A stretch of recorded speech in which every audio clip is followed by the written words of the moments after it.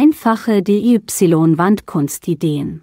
Die Umgestaltung Ihres Wohnraums muss kein teures oder herausforderndes Unterfangen sein. Mit ein wenig Kreativität können Sie wunderschöne DIY-Wandkunstwerke kreieren, die jedem Raum eine persönliche Note verleihen. Hier sind einige einfache Ideen, die Ihnen den Einstieg erleichtern. Eine beliebte Option ist die Erstellung einer Bilderwand. Malen Sie verschiedene Rahmen, sie müssen nicht zueinander passen, und füllen Sie sie mit Ihren Lieblingszitaten, Familienfotos oder sogar Seiten aus Windtagebüchern.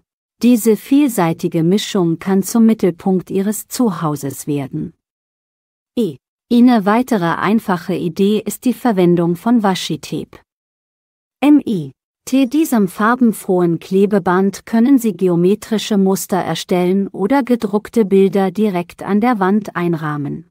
Es handelt sich um eine erschwingliche und vorübergehende Lösung, die für einen Hauch von Farbe und Persönlichkeit sorgen kann.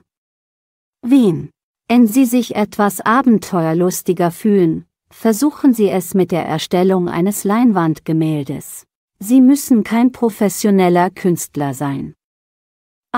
Abstrakte Kunst kann mit ihren breiten Strichen und leuchtenden Farben eine mutige Aussage machen.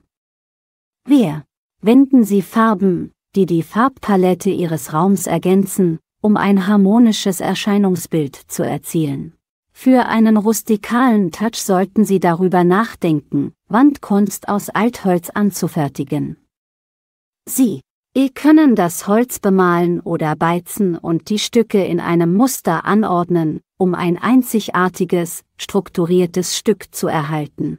Es ist eine großartige Möglichkeit, Ihrem Raum Wärme und Charakter zu verleihen.